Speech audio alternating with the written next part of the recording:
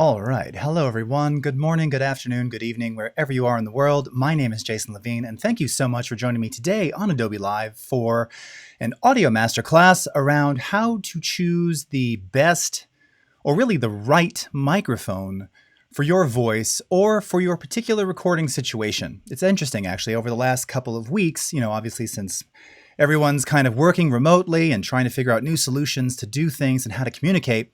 A lot of questions about using the right microphone. Are they choosing the right microphone? Are they positioning the microphone correctly? Why does it sound thin? Why does it sound too boomy? Why is it too bassy? Why is there no sound?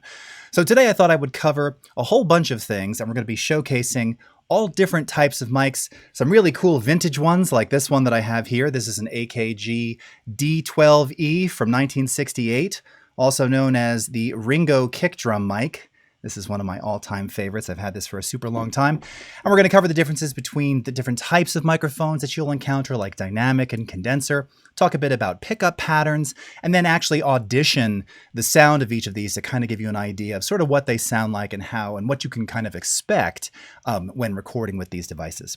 So as always, we're coming to you live on Behance, Adobe Live, and YouTube, as well as Facebook. So be sure to join the chat over on behance.net/Adobe Live. That's where the conversation is happening. That is the chat that I'll be following. So you definitely want to go over there to ask your questions and start engaging. All right. Very, very cool. Yes. Oh, Jan Eric, you've already you've already beaten me to it. My favorite Harry Potter line. We will revisit that later. What's up, Keith Aguilar, Cody Bear, loving vintage mics. Steve, how's it going? D. Flynn, nice to see you. Tunch, nice to see you. Andreas, hello. Jennifer Thompson, Chris, all right. And Wade and Colin. Always such a nice, big international audience. And coming to us over on Twitter Periscope, we've got Gary and Desiree and Skusuma as well, among many others. Okay, Faux My Life, great to see you as well. Awesome. Okay, so let's go ahead and I'm going to switch over to my screen. But before I actually get into recording mics and getting into all of that, there's some things that need to be shared because this is a master class. So we're going to have a little sort of education here around microphone basics. And again, I've been seeing a lot of stuff over the last couple of weeks, some of which, quite frankly, is a bit frightening because there's just a lot of misinformation out there. You won't get that here. You're going to get information here. So let's talk about microphone types first and foremost. Okay, now there are essentially four major microphone types. They are dynamic, condenser, ribbon, and PZM. The latter two you will unlikely ever have to encounter unless you're a recording engineer like me and using them in a studio. These are not readily available. They're not for typical voiceover or podcast. These are really specific to, instrument recording, live type recording in halls and things like that. You're never really going to need to encounter those, and I wouldn't recommend attempting to use one of those for podcast or live streaming either, because there's certain considerations when using ribbon and PZM. The two main ones that we're going to focus on are dynamic microphones and condenser microphones. So a couple of classic dynamic microphones that many of you will be familiar with. The Shure SM58, which I actually have off camera right here. We're going to be testing this one out in a little bit. This is probably one of the most common and most recognizable dynamic microphones out there. It's used on stage. It's used in the studio. It is virtually indestructible. It has been around forever. It's got this built-in windscreen, and we'll talk a bit about that. And it's just a rugged, solid, kind of works on everything from voice to guitar to kick drum to, ambient outdoor recordings. It's a staple, it's very inexpensive, and it's accessible to everyone. Now, another really common mic that you see, and in fact, I believe we've got some of these in the Adobe Live studios in San Francisco. A couple of my colleagues use these. I know a lot of broadcasters use this. This is the Shure SM7B. Now, this is yet another dynamic microphone.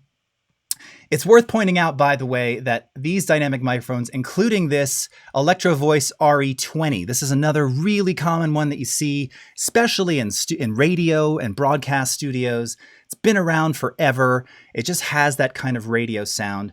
But there's two key fundamental things about dynamic microphones. First of all, Well, three. They don't require any additional power. And we'll get to that when we talk about condensers. Condensers use something called phantom power. You might see on your sound devices or something that's a little annotation that says plus 48V. A lot of times you can also use batteries to power condenser microphones. Dynamic mics don't require any such thing. You basically plug them in, set the gain, and you can start going.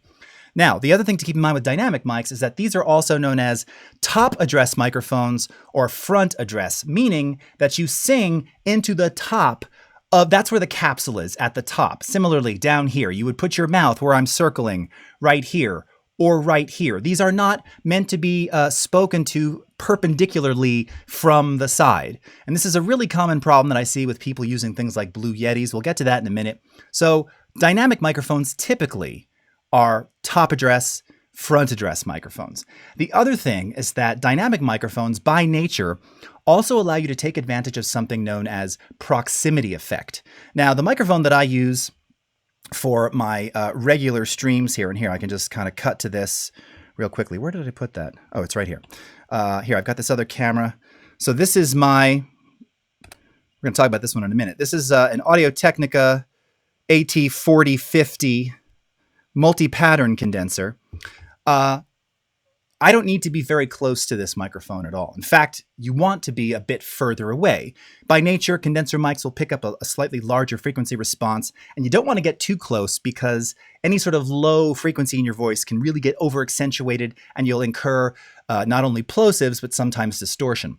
Dynamic microphones want you to be right on top of them. And the term in radio is kind of like eating the mic. You want this thing. You'll see singers like in videos, right? In these mics, they're screaming, ah, because that's where you want to be. By doing that, it's going to still deliver a very clean sound, but it's also going to amplify and accentuate low frequency in a very warm, nice sounding way. That's called proximity effect. That's why these latter two microphones in particular are so popular in radio, because even if you've got a thinner, smaller voice, if you bring one of these in and you speak on them correctly, which is known as being on axis, and again, really right up front, you're going to get a very rich, warm, full-bodied kind of sound, okay? Makes sense? Looking to see if we've got some cues already. We're going to go over the Yeti in just a second, Jennifer. Awesome, awesome. Alicia, this is so good. Very nice. Oh yeah, Steve's trying to scroll. Okay. All right, so let's go to a couple condenser microphones. So again, I just listed, now this happens to be an AKG. This is either a 4060 or a 2020, I can't remember. I've got the 4060. That's a tube-based version of this mic here. There's also the very popular AKG C414B. This is, oh, and actually that should be AT, not AKG. That's a typo. The C414, you see this a lot with late night talk show hosts. Jay Leno used to use one of these. I think Jimmy Fallon might still use one. They also have these with a silver capsule. By the way, these are known as side address microphones. And you can tell that because, see this huge thing? These are what are also known as large diaphragm condensers. You see this big circle right here? Yeah, that's where your voice needs to go, all right? If you're singing from the top, like this, you're doing it wrong. You are off axis, you're not getting the benefits of using that microphone correctly, and your sound is going to be a bit whack. So these are side address microphones. Now, all three that I have here are also what are known as multi-pattern. And here, I'm going to show you on this other 4050 that I have here. I think I can probably do this a bit more elegantly here. You're getting a full little tutorial right now. All right. So with a lot of your condensers, it's not quite focusing as much as I'd like. That's all right. So first of all, you'll see that it has this low cut filter. All right. So this is great when, if, let's say you already have sort of a naturally bassy voice and you want to roll off frequency. This is, I think, around 80 Hertz. You can enable this low frequency cutoff, and it's just going to eliminate all of that low end kind of thumpy rumbliness, and it's wonderful. Now, what this also has is a pad on here. So again, for super hot signals, you can implement this 10 dB pad, which automatically attenuates the pickup of that large diaphragm condenser capsule. So it's less sensitive to higher sound pressure level. All right. And then the other thing that you have here is this multi-pattern selector.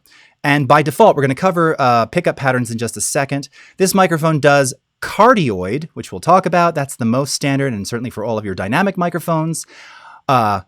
Omni and figure 8. And you can probably guess what figure 8 is. And when it's figure 8, that actually allows you to sing on either side of the microphone when you enable that function. So if you've ever seen like classic studio pictures of, you know, the Beatles in the studio, John and Paul, and they're singing face to face like that, they're using a figure 8 pattern on what is most typically in those days a Neumann microphone, like the one that you see on screen here. Okay, that's a figure 8 pattern. A lot of your condensers will have that if they're multi-pattern condensers. Okay, now condensers also have more sensitivity. So again, a lot of your people mentioning Yetis and things like that. You know, if you've ever wondered why it tends to pick up everything, and the Yetis in particular, I'm not a huge Blue mics fan in general. It's nothing against Blue. It's just I don't care for them myself sonically, and they don't work for my voice. They pick up everything, and they're very, very sensitive. So again, the dynamic mics, while they may have a similar frequency response, that's the frequency that they capture at the lowest end and all the way up to the highest end, they're a little more forgiving. They're going to capture a little less background ambience. Condenser microphones, if you're not in a really quiet space, they're going to pick up everything.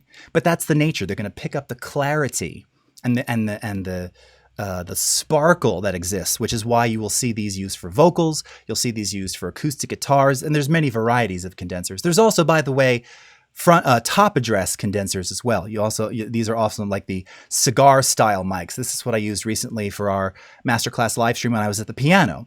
Those were top address condensers pointing straight down on the piano. Okay, a little bit on those condenser microphones, and then we get to our USB and mini plug microphones, which can be a combination of dynamic and condenser. All right, so you can see here this familiar Rode one. I actually have an older version of that too. All right, we can cut back to this cam for a second here.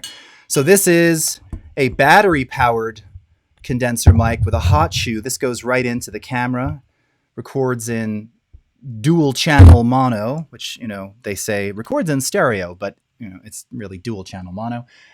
That's a condenser variety. That's Samsung O1U. Again, this is a bit old now. I think they're on the O2 now. Also is a front address. This is a side address condenser. And then here's your Blue Yeti. Now, again, the way that this is positioned right here, that's the way you should be speaking into the Yeti, with that volume and the logo facing you. When you see people who've got the Yeti tilted like this, and they're speaking into the top, it's not a top address mic. You're doing it wrong. So when you hear a lot of like, why does it sound? Maybe you're getting an echo reflection from your desk because the sound is bouncing off of that and into the capsule, or it sounds further away, or it just sounds different. It's because you're not speaking into the capsule directly. So it's always a good idea to understand where the pickup of the microphone is supposed to be. I can't tell you how many times I've seen not just Yetis, but other things that are just improperly placed, especially these condensers where they're like top address, but totally missing the boat there. All right. All right. And shotgun. Yes, we're going to get to that too. So now I'm going to cover that in a moment. We're going to cover that when we get to pickup patterns, but I will show you.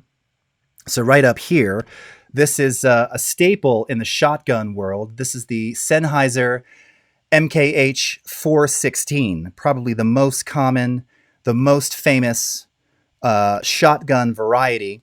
This one is also a condenser mic. So again, it requires phantom power. It has incredible sonic clarity. It also has incredible noise rejection, and that's based on the pickup pattern, which we're going to cover here in just a second.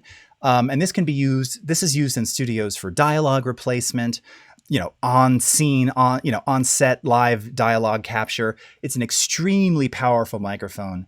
And again, if you're going to be using stuff outdoors and things, this is the kind of setup that you want.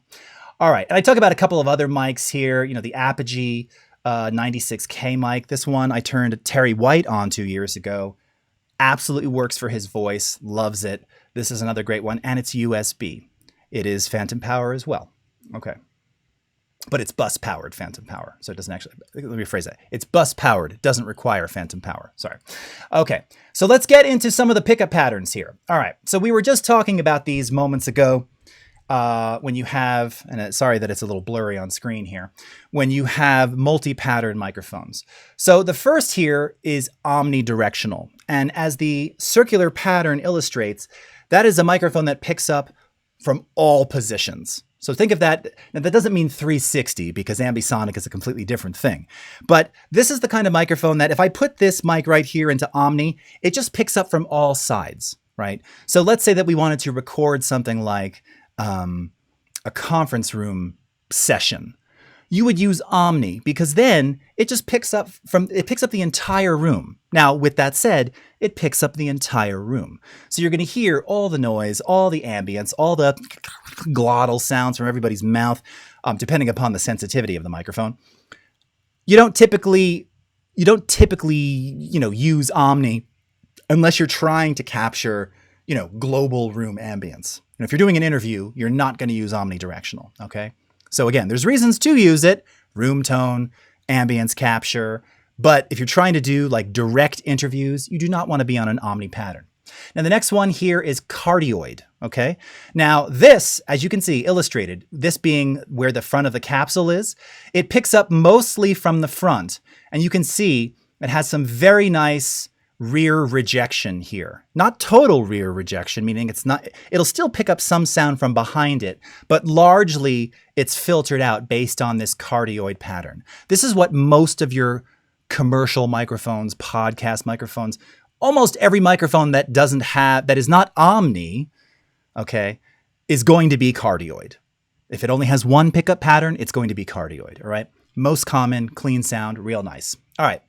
Bidirectional, just kind of skipping ahead here, you can see that's the figure 8. So you can see it picks up from the front or wherever both sides of the capsule, right? So you can have two heads side by side, or face to face rather, singing, harmonizing. That pattern is wonderful. I see that a lot with background vocals. I love capturing vocals like that. Whenever I capture hand claps, if I can get a group of people, I do it with figure 8, and it gives you kind of this just nice, very just homogenized kind of sound. And then you have the last two, which is hypercardioid and supercardioid. And the MKH 416 is what we call a supercardioid pickup pattern. So it only picks up audio from the front at a very narrow, in a very narrow space, and it has almost complete and total rear rejection here, okay? So that's why this is so good for being on set. Even if you're in like a windy outdoor environment, these things are laser focused, but that also means your positioning of them needs to be laser focused. When you see the boom operators, and they're holding those mics, that capsule, that front end of the capsule there, and that's another good example. This is a top address condenser, right? You've got to position that right where the mouth is. And think of it this way. Think of it when you're setting your aperture on your camera, right? You can have things wide open or super, super tight and closed, right? You've got to have this really, really close, really, really small to really focus in on where that mouth is. Because if you move 10 degrees to the left or right, you're off axis and you're not going to pick up the best sound, okay? But when you're dialed right in, it's amazing how good the sound is and how just full-bodied it is, okay? So these are the kind of things that you need to be aware of when you're picking up your microphone, okay? Minty, what's up? Damn, cardioid kind of thick, though. Very nice. Oh, and lavs as well. Where did I put that lav mic? Oh, I had it on the table somewhere here. I don't know what I did with it. Oh, Ant, love it. Thanks, ma'am. Yes, and most of your lavalier mics, these are typically also condensers, right? Clip-ons that you'll do here. I put it on the floor. Oh, it's on the floor. Hold on. Just grab it. Ooh. This is live. Why can't I just get up? Okay.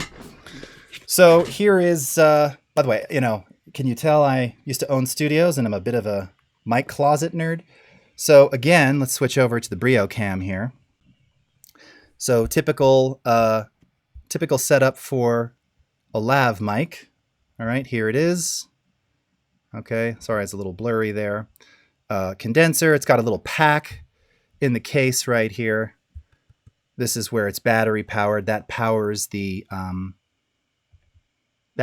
need for phantom power. And you've got a couple of clips on here. And this just, again, gives you a nice, clean, full frequency, full spectrum kind of sound, okay? And those are, they're wonderful. Now, again, they're also sensitive to shirt movement and other things like that. So depending upon the situation you're in, where you're recording, how you're doing it, a lot of times I will instead use something like a shotgun with a boom, because then I don't have to worry about rustling and movement. And, it also just depends who's talking. I'm pretty animated, so, and my hair is getting, you don't want to use a lav with me. You're just going to get constantly.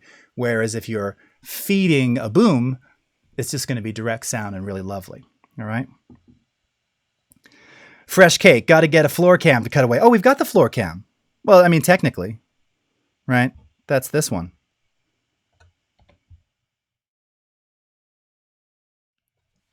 Cams on cams on cams. All right. Okay. Let's see what else we got here. All right. Jan Erik, yep, just talked about that. Okay. Sparkle.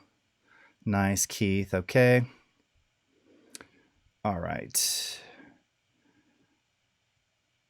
I had a lot of training videos at my last job, and we called some of them eating the mic. Must have been condensers. No. So again, if they really wanted you to eat the mic, you don't want to eat a condenser, because you're probably going to incur an over accentuation of bass, versus you do want to eat the mic with dynamic microphones like this Shure, which we're going to get to in just a few seconds here.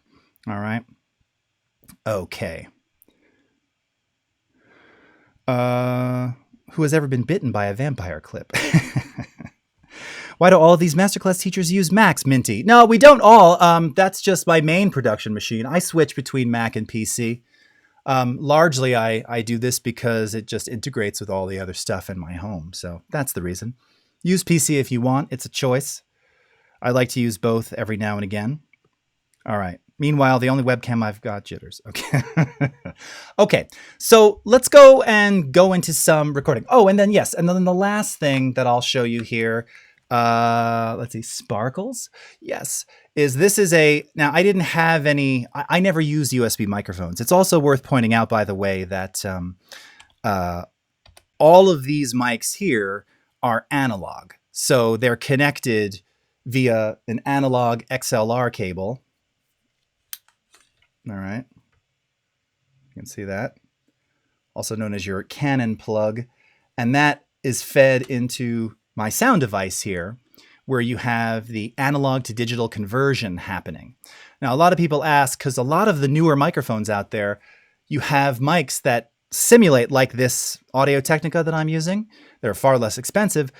They're condenser, but they're USB. And a lot of people will say, well, and maybe they even have an XLR version of the USB microphone. And they'll be like, well, which one is better? Here's the thing. When they're USB, they have circuitry built into them, which means that the analog to digital conversion is happening on device. To be honest, it's not always the best, even with good USB microphones. Now, some better than others. I would say the Apogee series, Apogee still probably does, but back in the 90s, they were an A to D conversion. That's what they built. They built little black boxes that did analog to digital conversions for doing tape to digital transfers. In my earliest days as a mastering engineer, we had a whole series of Apogee A to D converters, and then D to A for the play out of the systems. Not all are created equal. So when you're going into something like my sound device here, which is a Focusrite Claret, the analog to digital converters are amazing. I mean, that's what you're paying for. With a Blue Yeti or even the AT2020 USB, it's just not as good. All right. Now, are most people going to be able to tell? No. Well, audio nerds, maybe. Again, a lot of it has to do with how are you positioned when you're recording, right? How are you recording it? Is your gain proper? Are you doing proper gain staging? All of these things matter. But that's just something to be aware of. And when people say like, oh, is it the same? They're not the same. okay? Going analog versus USB, it's just not the same because the analog to digital conversion for USB is happening on the device, whereas when you're going through your sound device, that's something that's designed. It has a preamp, and that preamp circuitry feeds an analog to digital converter where they've probably spent a little bit more money to make that a little bit more transparent and a little bit cleaner, okay? Not that they can't be good, just something to be aware of. Okay. And yes, Chris is saying, same could be said about audio interfaces, not all equal in quality. Absolutely. The truth is, you know, in 2020, they're all pretty good. I mean, all of them now do, I've got some rogue hairs here. All of them now do, 24-bit. Most of them now go up to 192 kilohertz sample rate. So they all have similar specs, but yes, they are not all created equal. All right. Exactly. Henrik is saying same with cameras. Yep. Absolutely true. And Tunch, which sound card? So yeah, so I'm using a Claret 8, which is an 18 or 20 input racked device feeding Audition. And then coming out of this system, it's feeding into the streaming system another Focusrite device. All right. Steve, I love that. Yes, pay $100 an hour. 2. Neither Jason, how to buy a microphone. All right, nice. On your phone. Love it. Okay. All right, so let's get into some recording. And this is my one USB headset mic option that I have here. All right. So couple of additional things before we get rolling. So first of all, when you're in Audition here, we're going to go into audio hardware. Now we're going to start by using some of these analog connected microphones first. So you can see that under our audio hardware, under default input, I see a bunch of devices. So here's my Thunderbolt device, okay? Now I've got this Brio camera on the machine. That also has a microphone. I could use that. This is the Plantronics USB. We'll use that in a couple minutes. And then this is a Pro Tools aggregate device, which it automatically installs when you install Pro Tools, which will it'll aggregate multiple USB and or mini plug devices into one. A lot of people ask me, can you use multiple USB devices in Audition? Well, as you see, let's say that I had a second USB microphone plugged in here. You can only choose one for the input. So the way that you have to do that is by creating an aggregate device. And you can do that via the audio MIDI setup. Now, again, this is a little different on Windows, obviously, but this is where you do that on the Mac. I get asked this question all the time, right? So people are like, how do I record my Plantronics USB? I'm doing a podcast and then I have someone else on a Blue Yeti. So you would come down here and you would create the aggregate device. All right. And then from there, then you can assign different inputs to that aggregate device. And then that's what you choose inside of Audition if you want to record that way. I don't really recommend that all the time. There's also, again, now it's going through this other thing inside the OS. Quality changes. There's, just be aware. All right. Things can happen. Okay. And then default output, we're going to go out through the Focusrite here. Okay. And then you'll see here, we've got our channel mapping. So depending upon if you're recording in the multi-track or the single track view here, typically for the single track view, I usually do that via input 6, which is this Audio-Technica 4050 right here. This kind of shows you all of the inputs on this device. All right. And then it's showing you all the various outputs. Okay. So let's start with the AT4050. Now, again, this is a multi-pattern condenser microphone. You'll also notice that I'm recording into a mono track here. All right. Now, by default, Audition will give you a whole bunch of stereo tracks. Now, you can record a mono signal into a stereo track. It's still only going to record one mono wave file based on how you set the input device, right? So I have this set to record mono input number 6. Now, if I were to do stereo input 5, so this is 5, 6, well, 5 is on the left, 6 is on the right. This happens to a lot of people. They're like, how come? Why did that happen? Well, you chose a stereo input for a mono device, right? Now, a lot of people ask, well, how come some microphones, they record in stereo? Remember, like this Rode. You look up Rodes, like the camera, the shotgun and video mics, and it'll say stereo recording. And it does, in fact, have a stereo tip ring sleeve end. Yes, But that, now some of them are actual stereo. This one here, this is old school, this video mic. It's dual channel mono. It's just mirroring what's in both channels. So that's fine too. You can have a stereo file, 2-channel, that has the same content in both sides.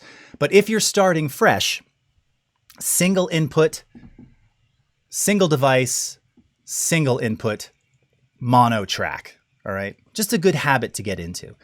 The only reason you don't want to necessarily do a stereo, a mono recording and a stereo track or vice versa is that when you start applying effects to those things, weird stuff starts to happen. And that's because it doesn't know how to feed the signal. It's looking for 2 channels of input. It only has 1. So you will likely with some effects get an imbalance and it can be a real drag.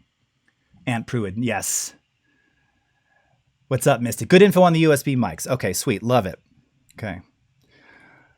Hey, Sorsa, what's happening? All you know how to do is plug in and pray. Yes. And that's the beauty of the USB variety, right? You just plug in and go. You don't really have to do very much. Typically, they might have an input level setting on the front or something like that. When you're using analog, you have to manually set the inputs, and then you're dealing with mixers and all that other stuff. Okay. So, excuse me as I'm getting kind of hoarse. So, all right, we are armed for recording. Okay. And why don't I go ahead and just, say a little something here. And then we will take a listen back. Okay, here we go. Hi, this is Jason Levine, and you are listening to the Audio-Technica AT4050 multi-pattern condenser. Now, this particular mic that I'm speaking on is actually the exact same mic that I've sung every track I've recorded for the last 25 years since having my first studio in Nashville down off of Music Row. It's one of my all-time favorites, and it just speaks to perfectly the sound of my voice. Okay, so I've now recorded this track. Now, one of the things that you'll notice is that it's very even, right? Now, part of that, almost entirely, is because I speak for a living. So I know how to control my dynamics. Also, I don't use pop filters generally. Now, that's not to say that I never incur popping Ps, plosives. That's that big little burst of air that you'll get. But I know how to slightly lift off axis to prevent some of those things. I wasn't really doing it here necessarily, but a lot of people would say, how come you're not using a pop filter? Well, sometimes I do, sometimes I don't. When singing, when I know it's going to be a bit louder and a bit more intense, I will in fact generally use a pop filter because, it's coming from the diaphragm. It's still coming from the diaphragm when I'm talking, but it's a little bit different and a little bit more controlled in here, right? But that's one of the things is that this microphone produces a really wide, perfect, beautiful spectrum. Let's go ahead and listen back to this. Hi, this is Jason Levine, and you are listening to the Audio-Technica AT4050 multi-pattern condenser. All right, let's go into the edit view here. I'm just going to make this a little bit louder because, again, this is completely untreated. So I can just adjust the amplitude right on screen here with this little heads-up display. We can play it back from here. Hi, this is Jason Levine, and you are listening to the Audio-Technica AT4050 multi-pattern condenser. Now, this particular mic that I'm speaking on is actually the exact same mic that I've sung every track I've recorded. All right, now I want to point something out. Remember, I talked about the bass roll-off. Okay, now first of all, you notice I said something about particular. All right, if I could record a little greeting demo in Spanish, Dutch, and French, that would be great. I could do that.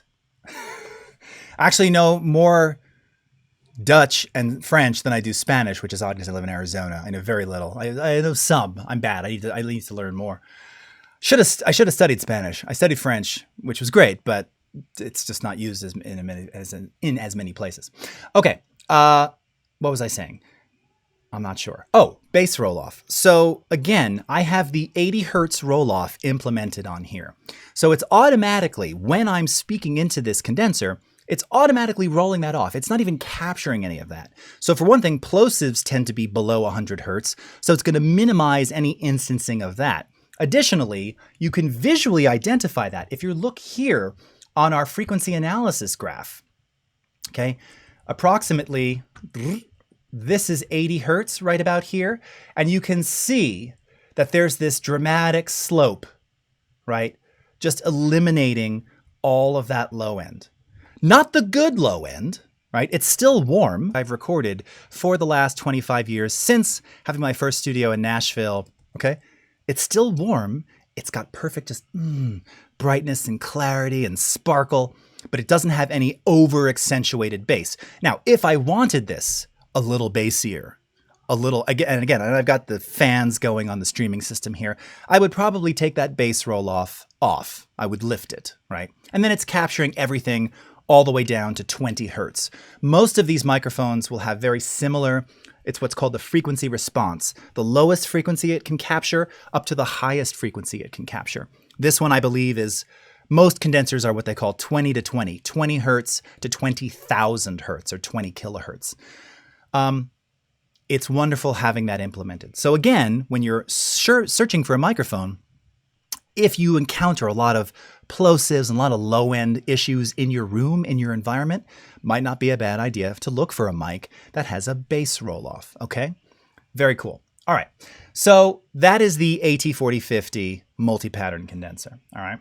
Let's go back into our multi-track here, just check quickly. If I have the understanding of romantic languages, I should catch it quickly. Yes, stuff does. I'm able to translate. It's just I can't speak as many. I've heard many good things about Audio Technica Source. Yes, it is my absolute favorite brand. And this leads me, thank you very much for that, right into a comment that Jan Erik said at the beginning, which is when choosing a microphone, it's not just about choosing the one that's the most aesthetically pleasing in your studio, although that matters too. But for all my Harry Potter fans out there, who's a Harry Potter fan? Let me know in the chat right now. Say, I love Harry Potter. Much like was said to Harry in the first film, first book, the wand chooses the wizard. The microphone kind of chooses the voice, all right? Not all mics sound good on every voice, and even the same mic can sound different on the same voice, okay? Some voices are better suited for condenser microphones just by the nature of their sound. Some voices are truly better suited for dynamic microphones, all right? If you've ever heard voices that, again, by nature are maybe a little bit brighter, maybe there's a bit of a mid-range edginess to them, a dynamic microphone like an SM7B might be a really good idea, all right? Versus something like a large diaphragm condenser, which is really going to accentuate that mid-range crunchiness, that high-end brightness, okay? So it's really a good idea to audition a couple and try and listen for, what do these actually sound like on my voice? And I just gave you kind of a basic guideline. It doesn't necessarily always apply. As I said, now when I did the piano stream a few weeks ago, I sang on this very SM58 right here, this one. Because again, for like live voice, it's great, all right? We're going to talk about pop filters in a second when I get to this one. Again, this one has it built in on the capsule, which you can screw off, by the way. Okay. Did it? I shall now hug my wand, Jennifer. Nice. Hufflepuff, Cody. I knew that. Krista, Hufflepuff. Nice. Dipankar, excellent. Sorsa, knew it. All right. That's so great. I am a Gryffindor. All right. Okay, hold on. We had a couple questions here. Jan Erik's asking, I often have to mute the low-end 20 hertz slider on my system equalizer when viewing some streams, as their mics pick up the super low rumble from their AC or PC in their room. What's going on there? Well, yeah, now, again, you're not... I would probably say you probably want to roll off 40 and below, because 20 is not necessarily audible, but can be felt for sure. And yeah, it's just depending upon how they're positioned. This mic is on an old school. This is a 60s desktop mic stand. All right, this was given to me by a teacher of mine in high school. Who says I throw things? I don't throw things away. I really do. But yeah, this was actually given to me. I mean, it's like old school. It even smells old. It doesn't really smell, but I mean, it has that kind of that old school vibe to it. Sorry, I'm making a bunch of noise as I pick it up. So depending upon how it's mounted, this other mic, again, it's on a boom arm here. It has a special shock mount clip That's the other thing, how you have the microphone clipped to the stand. If you're using the standard microphone clip, there's no shock absorption there, versus if you're going to something like this. Now this mic here actually has, this is shock absorbing, right? You're seeing me move it there. Now, it's still going to pick up some of that rumble from the table. That's partly also why I have that 80 hertz roll off. But this one too, this is a shock absorber. These are little bands here. So this one is not going to pick up any unnecessary low end frequency, because it's mindful of the space that it's in and how it's mounted. So that's always something you got to consider. And yeah, it just happens a lot. I mean, can't really fault everybody for not having those setups perfect, especially if they're not doing it all the time. But yeah, I've run into it too, Jan Eric. Okay. All right. Startup Sanatana. With frequency perspective, is voice can be unique where one can think of some kind of biometric voice authentication? Are you asking if voices can be unique enough for bio? Yeah, I mean, sure. That being said, you know, sonically, digitally, as I've shown in our spectral frequency display, while voices definitely have unique prints, there's also ways that you can modify and modulate your own to sound like another. So this is one of those things that, you know, is one of the very hot topics, right?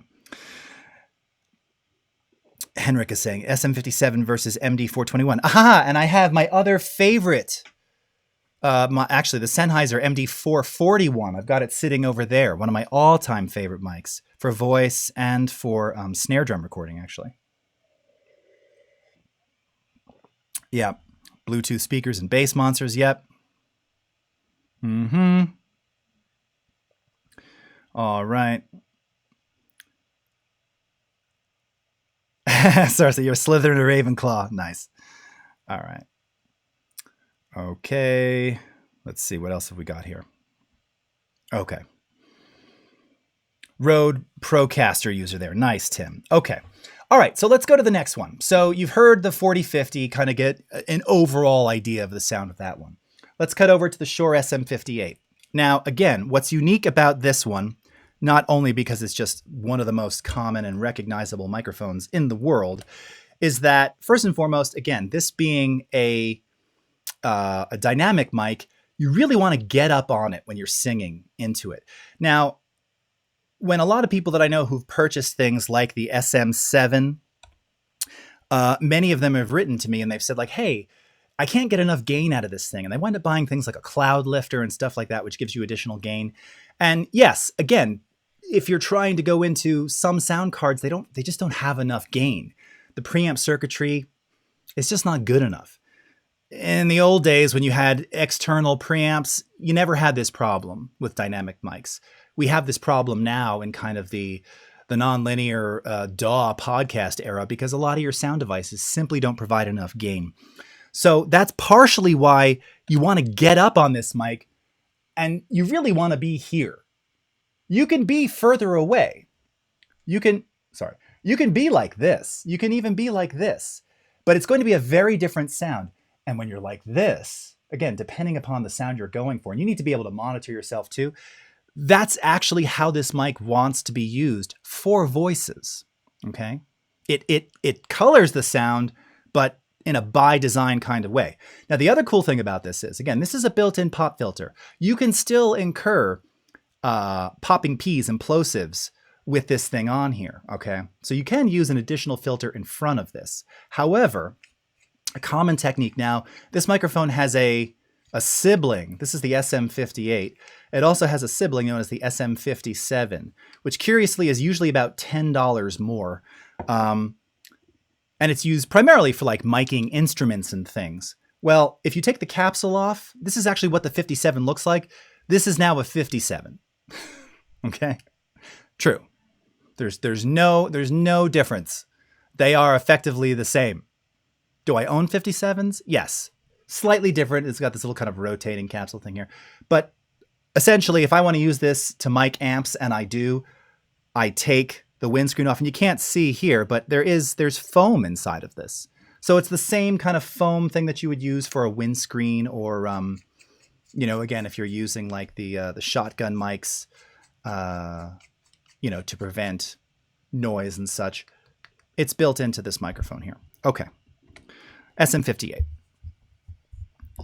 I know this may be random, but how do you adjust the volume in the beginning of a video or even the middle of a video to sound low and then rise up or fade up after someone is done talking? Emmanuel Ramos. So you can do this with keyframes in Audition or in Premiere. Just real quickly, in the case of this, if we wanted to, this is our volume envelope right here. So I can simply click, let's just say right here. I mean, I'm assuming you're talking about kind of fading in or just adjusting manually. So I can click on this. I can adjust the amplitude. You can see as I do that, it's giving me our value in decibels. So if I drop this 11 dB and gradually have this increase, if we play this back. Hi, this is Jason Levine, and you are listening to the Audio Technica. All right, I don't know if that's what you were asking, but that's how you can do it. Also, if you right-click, control-click on the keyframes, this is where you can turn them into Béziers, or as they're referred to in Audition, splines. Okay, and then that gives you a much smoother sinusoidal type fade versus a linear one. Okay, all right, so let's go ahead and mute this, and now let's go to the 58. All right, and let me make sure. Okay, looks like we've got good level on this. Okay, you'll also notice when there's no talking, -84, super low noise floor. And that's with this fan is cranking on this streaming system here.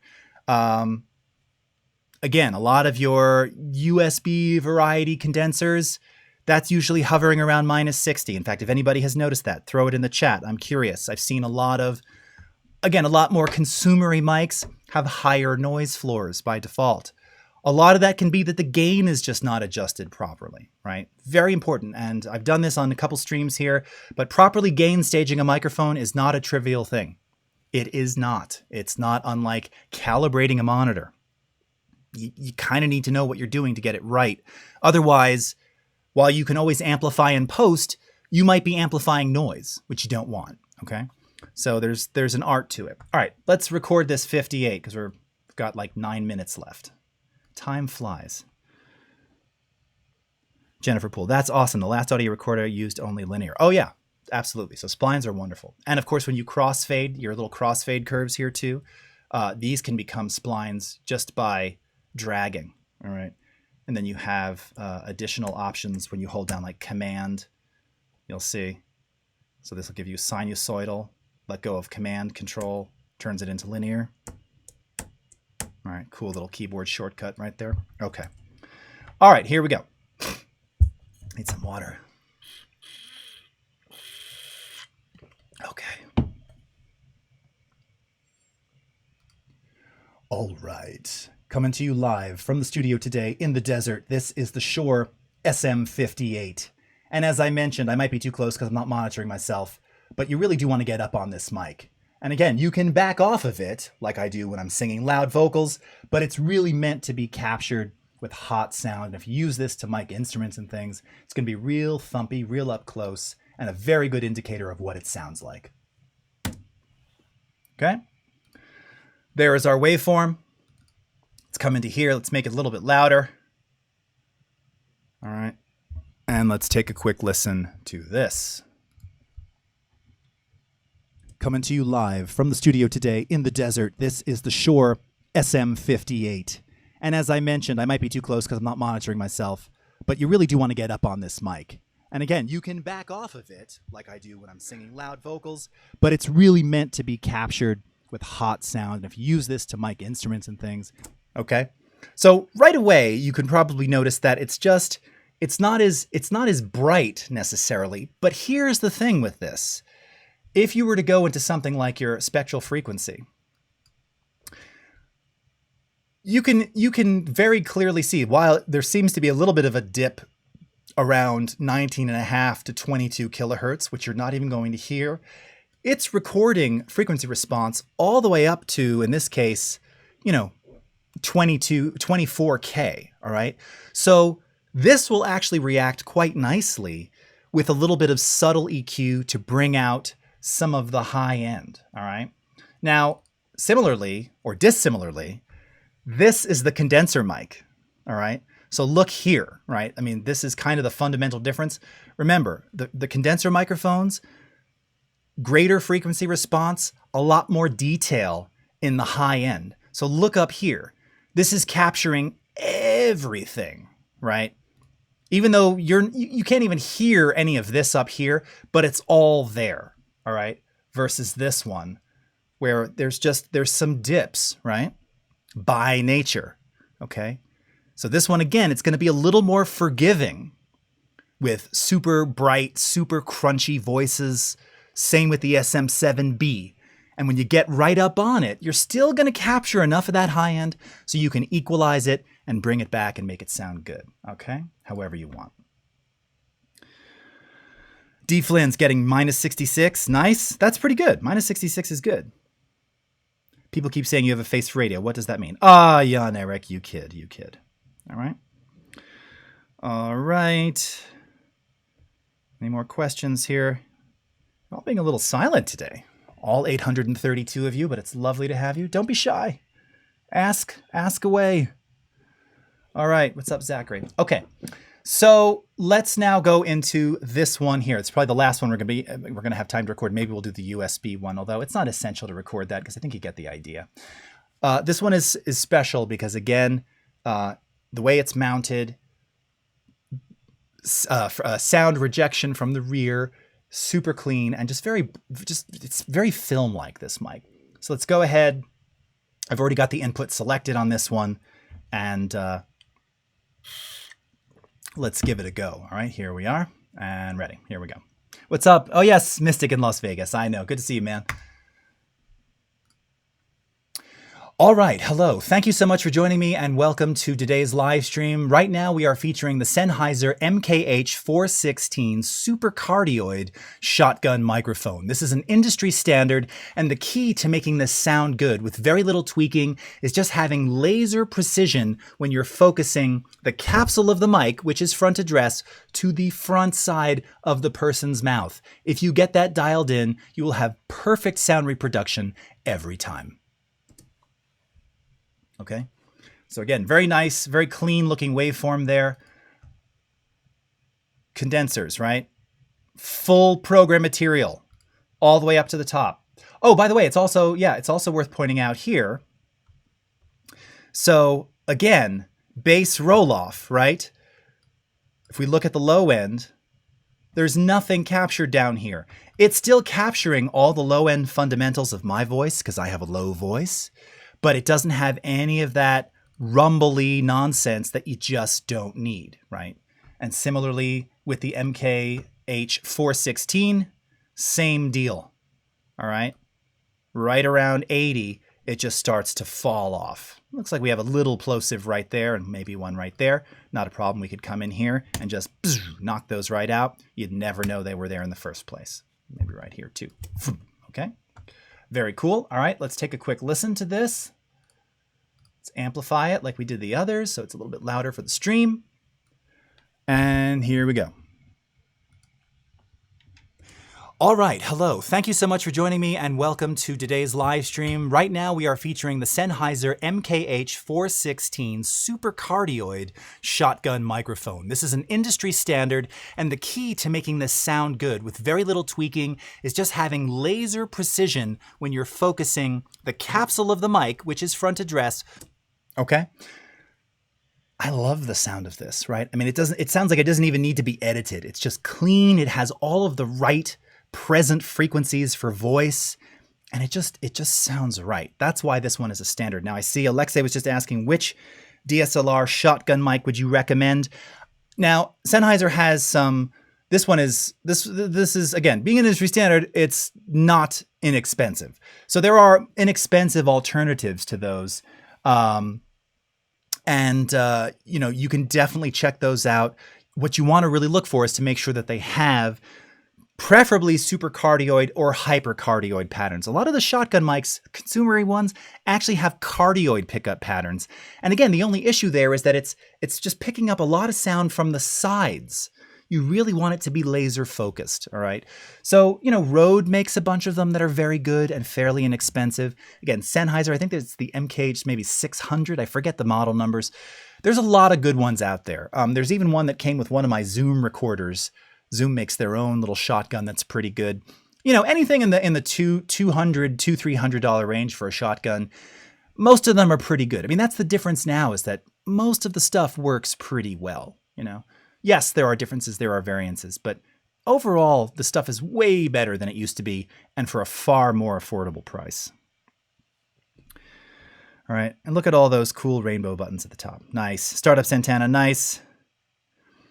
Sorcery, I feel like I hear more of the S's compared to the Audio Technica. Am I crazy? Now, you may, again, now I wasn't quite listening back full. It's possible that this one may be, again, accentuating. Yes, because, again, I've got it right focused on my mouth here.